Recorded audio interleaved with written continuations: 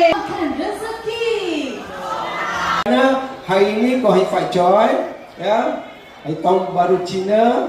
2 hari lagi ada bulan puasa dan sebagainya. Jadi kalau kita buat sambutan Kuai Fat Choi bulan puasa belah siang, susah sikit. Ada orang makan, ada orang tak makan. Jadi kita fikir-fikir, kita buat pertama kali di Wangsa Maju, kita sambut Kuai Fat Choi hari pertama.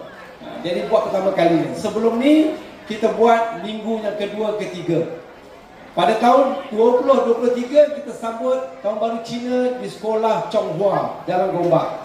Tahun 2024 kita sambut sambutan tahun baru Cina di sekolah Li Rubber. Lepas tu tahun 2025 kita sambut tahun baru Cina di sekolah Munyi. Pada tahun 2026 kita sambut di Seksyen 2 Wangsa Maju hari ini. Wangsa Maju.